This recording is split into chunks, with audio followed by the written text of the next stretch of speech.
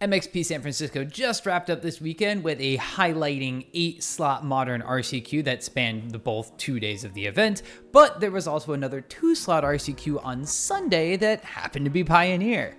Although the event only had 89 combatants altogether, it was one of the larger RCQs to kick off this new Pioneer season, so I wanted to jump into what got played, how it performed, and see if Outlaws at Thunder Junction had any impacts on the metagame. Now, as always with these analysis pieces, just a little bit of housekeeping before we dive into the numbers. I am again using the Melee GG page for the event and have compiled the overall and round by round results using the Melee results, which were tracked through the website as the event went on.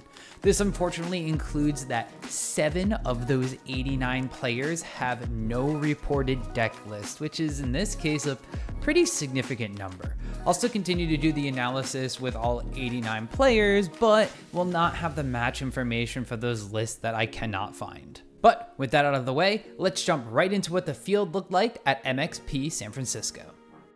Right away, we see some of the normal suspects in Pioneer, such as Phoenix and Rakdos Vampires. However, both Azorius Control and Waste Not of all decks tied for third most played in the room. Amalia Combo wasn't too far behind, and Niv to Light also showed up in decent numbers to this event. The strict Proctor version of Lotus Field also popped up as the dominant combo deck of choice without using too many creatures like Amalia, while a slew of 1 and 2 copy decks rounded out the playing field of the room. Notably, Izzet Creativity, Mono Green Devotion, and Azorius Spirits all came back in some way, shape, or form with multiple copies in the room. Taking a look at the win rate for those decks with more than 2 copies in the room, we can see that despite showing up in force, it was not a good weekend to be Phoenix. The Izzet deck got smashed, in some part due to the number of Vampires decks in the room. The sheer number of mono black decks also makes my heart flutter with happiness, but only one of those archetypes actually performed. But at least it was my pet deck Waste Not, so we got that going for us. With a steady influx of Phoenix, Vampires, and Control decks to play against, I actually expect Waste Not to continue to see spikes of play throughout the RCQ season. Control also had a lot of players, but suffered a little, while Amalia Combo and Niv to Light had really good performances overall. The Proctor version of Lotus Field had a sub 50% win rate at MXP, but it does seem to be the choice for Lotus Field pilots, with strict Proctor shutting off Amalia decks long enough to win that combo race. Now, it wasn't just all established decks at MXP, however. There were a few spicy lists out there, so let's take a look at the highest win rate decks regardless of how many pilots were in the room. This is where Azorius Spirits actually jumps out on top in the win rate, with both copies making top 8 before losing in the quarterfinals to Vampires and Phoenix. Although the deck had differing lists between the 2 pilots with a few changes in the one-ofs, the inclusion of Catilda Dawnheart Martyr into a vampire-heavy metagame seems perfect for the tempo deck to smash through those final points of damage with protection from Vampires. Dust Animus also made an appearance as a one-of in one of the decks, looking to be plotted for later, larger, life-gainy swings. Atarka Red also made the top 8 as the sole deck at the event, utilizing the super popular Slick Shot Show-Off, as well as a copy of Demonic Ruckus to pair up with Audacity to power up its creatures as well as draw cards if they died. Rona Luca combo came back to play, but without any new tools to the deck. This version still had Rona, Kinnan, and company to make a lot of mana, but also put together the Bring to Light package with Valky, and then Luca with a Troxa to combo soup its way to a pretty high win rate. Now, Mono Green Devotion also came back from the dead this weekend thanks to the addition of Gold Vein Hydra from Outlaws at Thunder Junction as a way for the deck to throw all of its massive amounts of mana into a hasty, trampling win condition that Lair of the Hydra just doesn't compare to.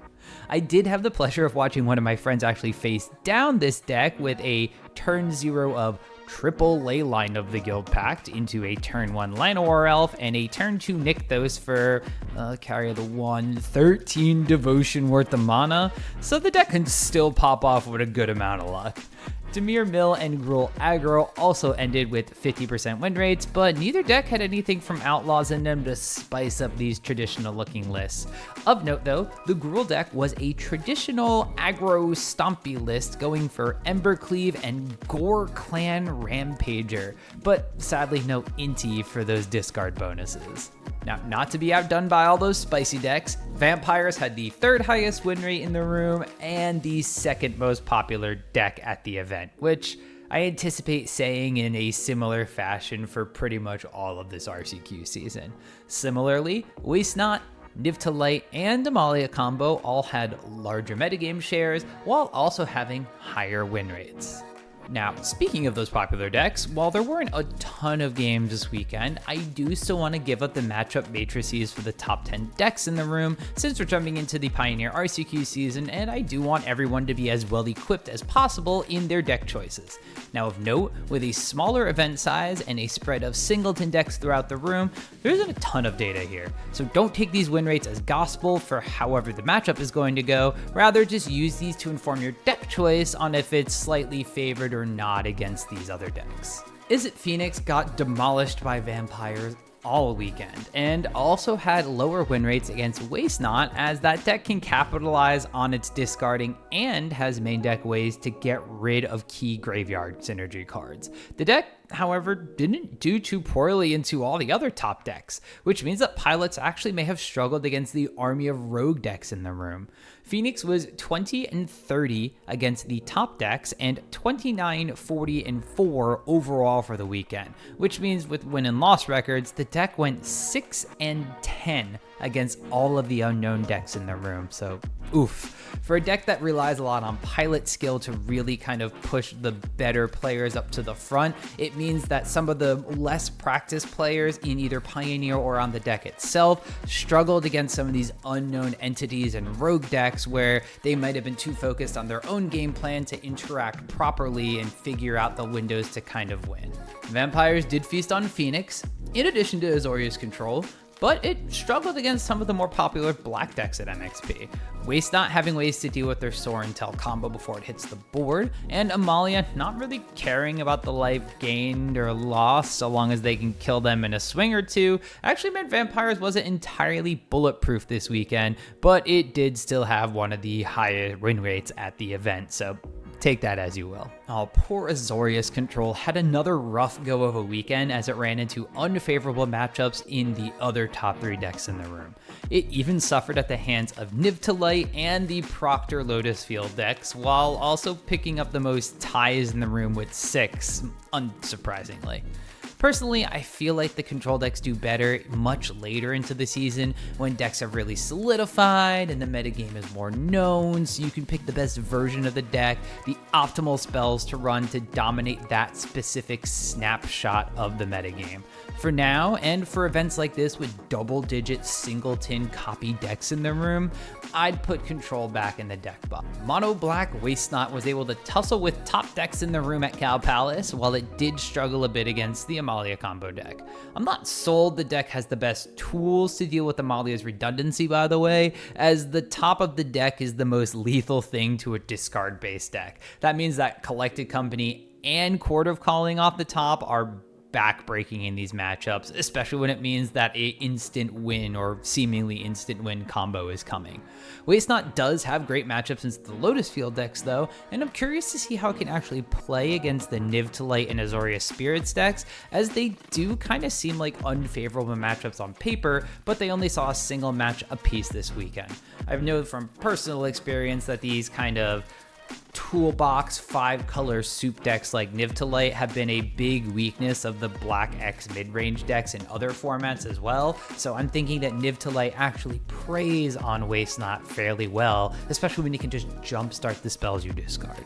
Amalia Combo actually got to prey on Vampires all weekend, having one of the better win rates into the deck and playing against it the most out of all the other top decks in the room that it matched up against.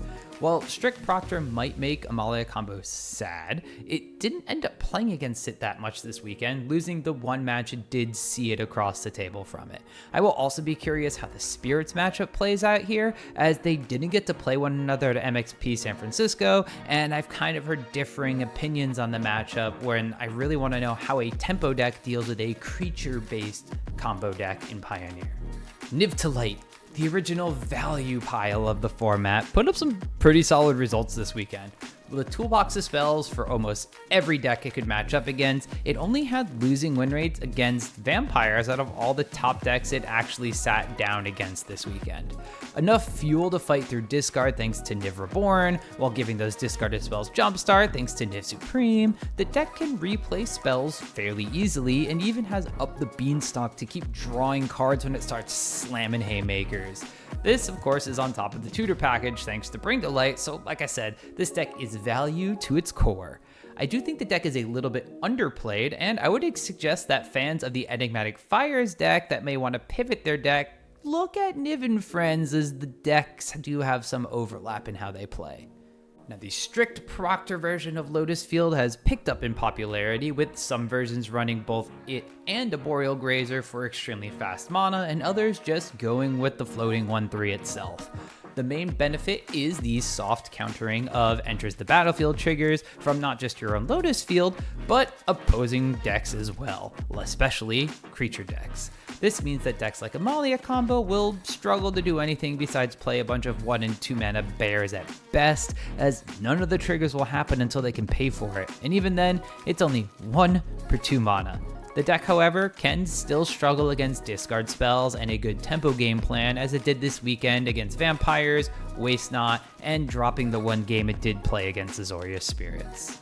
Mono Black Midrange traded out more spells and Waste Not for creatures, and it didn't seem to work out this weekend.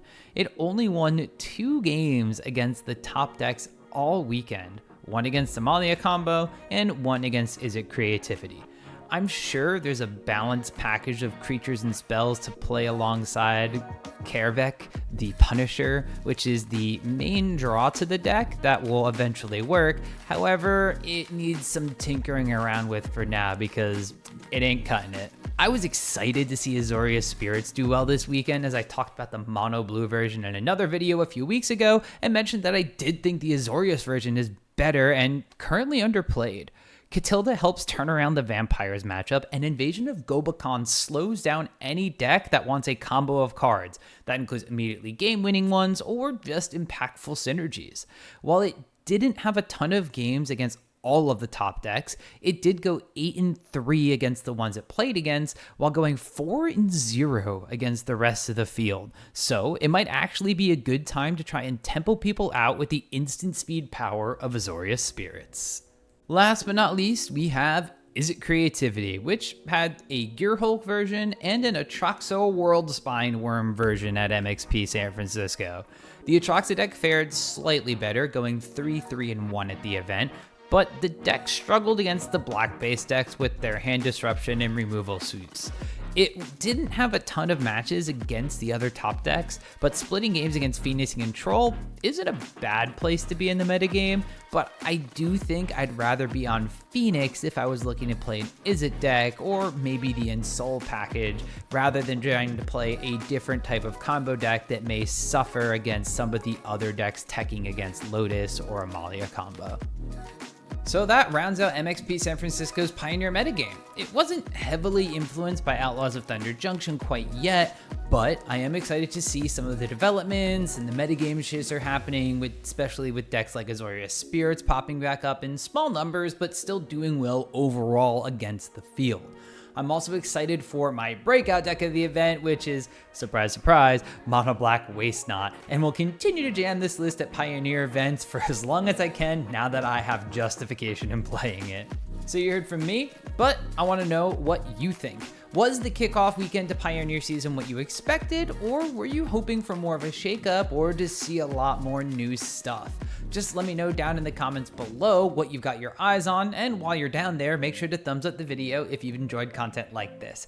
Also, you can make sure to tap that subscribe button to make sure you stay up to date on more deck techs, metagame analysis like this, and in general, Magic content from me.